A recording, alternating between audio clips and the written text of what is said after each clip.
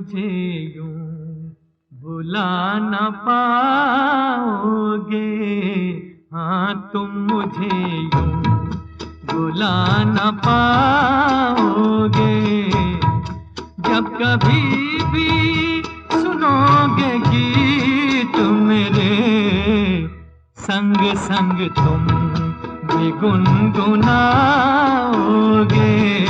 हाँ तुम मुझे यूं भुला न पाओगे, हो तुम मुझे यूं। गायकी के 7 सुर होते हैं और कहा जाता है कि रफ़ी साहब के जाने के बाद उनमें से एक सुर ख़त्म हो गया। रफ़ी साहब जितने बड़े इंसान थे उतने ही बड़े दिल के इंसान थे। इसीलिए कहा जाता है कि जितनी इज्जत रफ़ी साहब को मिली शायद ही किसी और को इतनी इज्जत नसीब हुई हो। रफ़ी साहब की दानशीलता के किस्से चल रहे हैं। पार्ट 2 में आपका स्वागत है। मैं हूं परवेज़ अहमद, आप देख रहे हैं रील की रियल स्टोरी। सभी जानते हैं कि रफ़ी साहब ने बचपन में एक फ़कीर को सुना था और उसके बाद वो उनके पीछे पीछे चल दिए थे। वहीं से उनके अंदर गायकी का शौक़ पैदा हुआ था। बहुत से कम लोग जानते हैं कि उनके उस्ताद थे अमानत अली ख़ान साहब। अमानत अली ख़ान साहब बड़े ग़ुलाम अली के भाई थे और उन्हीं से संगीत सीखा था। रफ़ी साहब ने सुरों की जानकारी रफ़ी साहब को वहीं से हुई।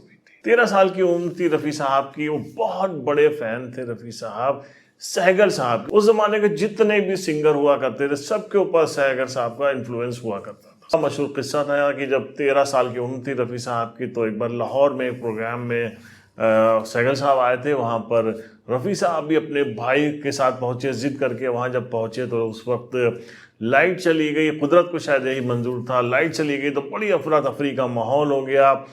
जब रफ़ी साहब के भाई ने सहगल साहब से रिक्वेस्ट की कि अगर आप कहिए तो जितनी देर में लाइट नहीं आ रही है मेरा भाई गा देगा, ये पब्लिक कंट्रोल में हो जाएगी। रफ़ी साहब ने वहाँ पे गाना गाया। इतना अच्छा गाना गाया कि सभी लोग भूल गए कि यहाँ पे सहगल साहब हैं। उसके बाद रफ़ी साहब को वहीं से एक फिल्म डायरेक्टर वहाँ पे मौजूद थे, उन्होंने अपनी फिल्म में चांस दे दिया। उन्होंने पंजाबी फिल्म में काम किया, मुंबई आ गए और धीरे धीरे रफ़ी साहब बहुत बड़े सिंगर हो गए। रफ़ी साहब इतने बड़े सिंगर थे कि जितने भी इंडस्ट्री के म्यूज़िक डायरेक्टर हुए हैं लगभग सब रफ़ी साहब के फ़ैन हैं। हम बात करेंगे रफ़ी साहब के अंदर क्या क्या ख़ास बातें थी। वो एक बड़े सिंगर तो थे ही, उसके अलावा क्या ख़ास बात थी। सचिन एक फिल्म एक्टर हुए जिनके ऊपर एक गाना पिक्चराइज हुआ था। बड़े अच्छे लगते हैं क्या? ये धरती, ये नदिया, ये रैना और तुम। आप सभी जानते हैं बहुत ही प्यारे कलाकार रहे हैं सचिन साहब। तो सचिन साहब कहते हैं कि रफ़ी साहब से मैं बहुत बार मिला, कभी भी मुझे ये मौका नहीं मिला कि जब रफ़ी साहब होते और मैं उनको देख के पहले सलाम कर लेता। हमेशा मुझे ये शिकायत रही कि रफ़ी साहब सलाम करने का मौका ही नहीं देते थे और वो पहले ही सलाम कर लेते थे। बहुत ही मशहूर कॉमेडियन रहे हैं जगदीश साहब। उनका कहना था कि जो है मैं जब छोटा था तो मैंने कई फिल्मों में काम किया। उसके बाद जब मैं बड़ा हुआ तो एक फिल्म में एज अ हीरो में काम कर रहा था। उसका एक बड़ा ही मशहूर गाना था जो रफ़ी साहब ने गाया था कि पास बैठो तबीयत बहलाएगी, मौत भी आ गई हो तो टल जाएगी। ये गाना जब मेरे ऊपर पिक्चराइज हो रहा था तो रफ़ी साहब को पता चला कि ये जगदीप वही है। जब ये छोटा सा बच्चा था और फिल्मों में काम करता था तो मैं उसको तब से जानता हूँ। जो छोटा बच्चा हो उसे मैं कैसे, बाल कलाकार से मैं कैसे पैसे ले सकता हूँ। लिहाजा एक फिल्म में गाने के लिए रफ़ी साहब ने पैसे ही नहीं लिए थे। लखनऊ के एक बड़े ही मशहूर हिस्टोरियन हैं और किस्सा गो हैं हिमांशु वाजपेयी साहब। वो कहते हैं कि एक बार नौशाद साहब और रफ़ी साहब कहीं जा रहे थे, रास्ते में एक फ़कीर मिल गया तो रफ़ी साहब ने जेब में हाथ डाला और बग़ैर देखे जितने भी पैसे थे वो उसको दे दिए। तो वो देख के नौशाद साहब ने कहा कि यार ठीक है यार, तुम बड़े दरिया दिल इंसान हो, लेकिन ये भी कोई बात नहीं हुई कि जेब में बग़ैर देखे जितने पैसे हुए उसको उठा के दे दिया तुमने। तो रफ़ी साहब कहने लगे कि नौशाद साहब आपको याद है कि मैं तो बहुत ही गुर्बत के दिनों में रहता था और ऊपर वाले ने मुझे कितना दिया, बेइंतहा बेशुमार दौलत से नवाजा है। तो वो जब हमें देने में नहीं देखता है कि हम कितना दे रहे हैं, तो हम जब अपनी जेब में रख के पैसे दे रहे हैं तो उसमें क्या देखना। हिमांशु वाजपेयी कहते हैं कि फिल्म बन रही थी दीदारे यार। ये फिल्म जितेंद्र बना रहे थे, उन्होंने अपनी जिंदगी की जो कमाई थी उस फिल्म में लगा दिया था। फिल्म जब बन रही थी उसके बाद इसमें कुछ अड़चने आ गई, फिल्म कई साल के लिए रुक गई। जब दोबारा ये फिल्म बननी शुरू हुई उसके बाद फिर इसके गाने वगैरह कंप्लीट हुए, 4-5 साल का वक्फा करीब लग गया इस फिल्म को जो है बनने में। उसके बाद जब फिल्म कंप्लीट हुई तो सबके पैसे पेमेंट होने लगा। तो रफ़ी साहब का जो पेमेंट हुआ था वो उस वक्त का जो कॉन्ट्रैक्ट था उससे बढ़ा के जितेंद्र ने उनको दिया था। ज़हीर साहब जो सेक्रेटरी थे, जब उन्होंने वो चेक दिया रफ़ी साहब को, तो रफ़ी साहब ने कहा कि ये पैसे कुछ ज़्यादा नहीं लग रहे हैं। तो तय हुआ था कि हमको इससे कहीं वो जो बात हुई थी तो कम पैसे मिल रहे थे। तो ज़हीर साहब ने कहा कि नहीं, वो उस वक्त की बात थी, अब 4-5 साल का वक्फा गुजर गया है, इस दौरान काफ़ी महंगाई आ गई है, तो उस हिसाब से जितेंद्र ने पैसे बढ़ा के दिए हैं। तो वो एक तो पहले मान नहीं रहे थे, फिर जब उन्होंने कहा कि नहीं, जितेंद्र ने खुद कहा है कि ये पेमेंट उनको बढ़ा के देना है, तो रफ़ी साहब ने जितेंद्र को फ़ोन लगा दिया। और उसके बाद उन्होंने कहा कि क्यों जितेंद्र, तुम बड़े पैसे वाले हो गए, तुम्हारे पास पैसे वैसे ज़्यादा हो गए हैं क्या? तो इस तरीके के इंसान थे रफ़ी साहब। एक और बहुत ही मशहूर किस्सा है, एक फिल्म बन रही थी धर्मा, और उस फिल्म का जो गाना था, कव्वाली थी जो पिक्चराइज हुई थी प्राण साहब के ऊपर। राज खुलने का तुम पहले हो, राज खुलने का तुम पहले जरा अंजाम सोच लो, इशारों को अगर समझो, राज को राज रहने दो, इशारों को अगर समझो, राज को राज रहने दो। बहुत ही ज़बरदस्त तरीके की कव्वाली और ये गाना है। जब ये गाना रफ़ी साहब ने गा लिया तो उसके बाद ओमी ने कहा कि मुझे कुछ थोड़ा सा रफ़ी साहब सेटिस्फेक्शन नहीं लग रहा है, इस गाने को एक बार दोबारा जो है वो रिकॉर्ड कर लेते हैं। तो री रिकॉर्डिंग पे रफ़ी साहब, क्योंकि इतना एक्सपीरियंस था उनको, तो रफ़ी साहब ने कहा कि नहीं ओमी, ठीक है, मैंने जो गाया है तुम देख लेना, अच्छा है।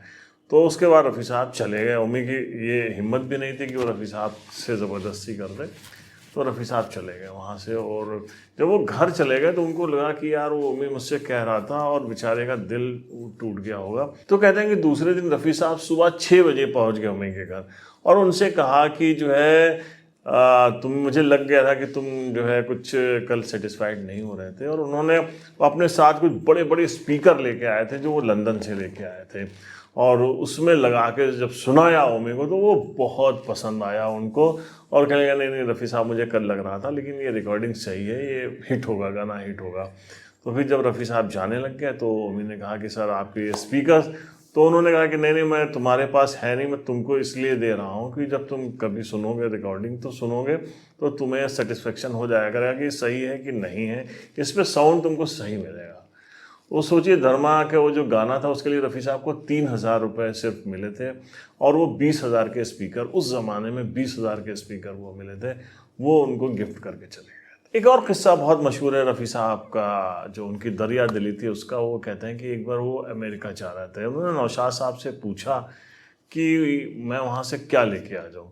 तो नौशाद साहब ने कहा कि कुछ ऐसा लेके आओ कि जो इंसानियत के काम आए। खैर रफ़ी साहब अमेरिका गए, उसके बाद उन्होंने वहाँ अपने शोज़ किए, कई सारे शोज़ थे, उसके साथ साथ वो रिसर्च करते रहे। उसके बाद जब वो वहाँ से लौटे तो वो अपने साथ एक डायलिसिस मशीन लेके आए, और वो डायलिसिस मशीन उन्होंने हॉस्पिटल में दे दी, और वहाँ हॉस्पिटल वालों से कहा कि आप लोग इसका इस्तेमाल करिएगा, और जब कोई गरीब आएगा तो उसको जो है ये फ्री में जो है उससे उसकी डायलिसिस उस पर करिएगा।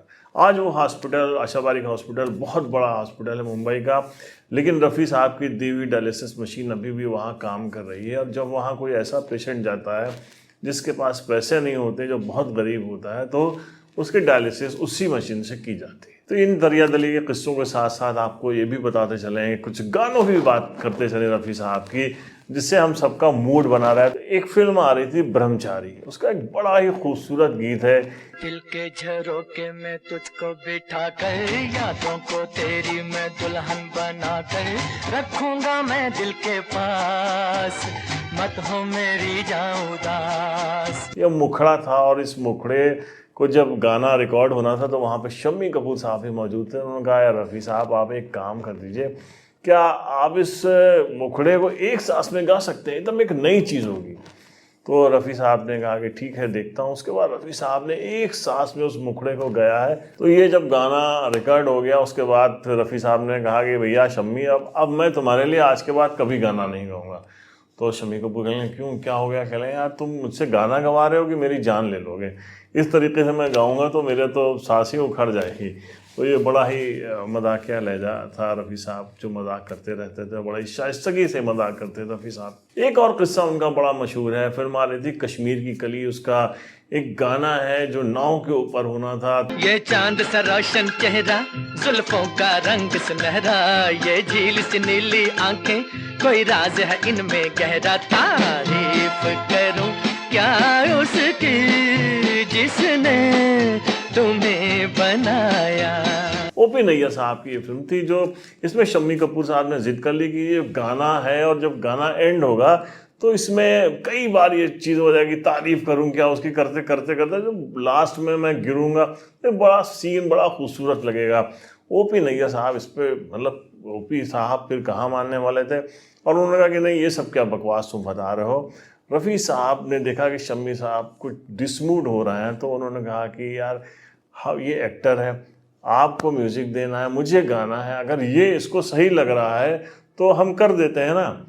तो फिर ओपी साहब तैयार हो गए और क्या लास्ट का जो ये लिरिक्स थी और रफ़ी साहब ने तारीफ़ करूं, हर बार तारीफ़ को अलग अलग ढंग से गाया है, क्या ये खूबसूरत बना है। तारीफ करूं क्या उसकी जिसने तुम्हें बनाया, तारीफ करूं क्या उसकी जिसने तुम्हें बनाया, तारीफ करूं क्या उसकी जिसने तुम्हें बनाया, तारीफ करूं क्या उसकी जिसने तुम्हें बनाया, तारीफ करूं क्या उसकी जिसने तुम्हें बनाया, तारीफ। गरीबों की मदद करना या हॉस्पिटल के लिए कुछ करना, रफ़ी साहब हमेशा इसके लिए पेशो पेश रहते थे। एक किस्सा है कि एक बार रफ़ी साहब नमाज़ पढ़ने गए थे, वहाँ से जब निकले तो उन्होंने देखा कि बाहर कुछ डोनेशन लिया जा रहा है और पूछा किस लिए, तो पता चला कि एक हॉस्पिटल बन रहा है उसके लिए। तो रफ़ी साहब ने जेब में हाथ डाला और इत्तेफाक से रफ़ी साहब के पास कुछ नहीं थे, तो उन्होंने कहा कि ठीक है मैं एक काम करता हूँ, मैं गा देता हूँ, जो उससे पैसे आएंगे वो मेरी तरफ से हो जाएंगे। हारमोनियम मंगाया गया और रफ़ी साहब जो है वहीं मतलब सड़क किनारे बैठ गए और मस्जिद के बाहर का वो सड़क का किनारा था, वहाँ पर बैठ गए और उसके बाद फुटपाथ पे बैठ के रफ़ी साहब ने गाया। कहते हैं कि 2 बोरियों में रुपए भर के आए थे। ये सारे किस्से हिमांशु बाजपेयी ने सुनाए हैं। अब एक और बहुत मशहूर किस्सा है रफ़ी साहब के लिए कि एक बार इंदौर में एक मस्जिद बन रही थी और उसके लिए कुछ लोग उनके यहाँ जो है वो चंदा लेने आए। उन्होंने 5,000 रुपये दिए। सोचिए उस ज़माने में जो है 5,000 रुपये 70s में बहुत बड़ी बात हो गई थी। तो रफ़ी साहब ने दिए। कुछ दिनों के बाद वो लोग आए और रफ़ी साहब से मिलने, जो मस्जिद की कमेटी के लोग थे। उन्होंने कहा कि ये पैसे हम वापस कर रहे हैं क्योंकि कई लोगों ने और कई मौलानाओं ने कहा है कि ये पैसे रफ़ी साहब का जो प्रोफेशन है वो सही नहीं है, वो गाने गाते हैं और फिल्मों में काम करते हैं, उससे उन्होंने उनकी कमाई है वो मस्जिद के लिए जायज़ नहीं। तो रफ़ी साहब ने कहा कि मेरा ये जो हुनर है गाना गाने का और जो मेरी आवाज़ है ये मुझे खुदा ने बख्शी है, हुनर मेरा खुदा ने दिया है, मैं उसके दिए हुए हुनर पे काम करता हूँ और ईमानदारी से करता हूँ। अगर इस तरीके का हुनर से काम करना, ईमानदारी से काम करना जायज़ नहीं तो कौन सा काम जायज़ होगा। और वो जो लोग आए थे वो स्पीचलेस हो गए, उसमें कई आलिम भी थे, उनके पास इस बात का जवाब नहीं। तो आज के एपिसोड में रफ़ी साहब के कुछ दरिया दिली के किस्से, लेकिन इतने ही। हम नेक्स्ट एपिसोड में फिर कुछ बताएंगे रफ़ी साहब से जुड़ी हुई बड़ी बातें। तो मिलते हैं नेक्स्ट एपिसोड में। और जो नए लोग हैं जिन्होंने मेरे चैनल को सब्सक्राइब नहीं किया है तो प्लीज़ मेरे चैनल को सब्सक्राइब करिए। हम मिलते हैं नेक्स्ट एपिसोड में रफ़ी साहब की एक नई कहानी के साथ। तब तक के लिए जय हिंद।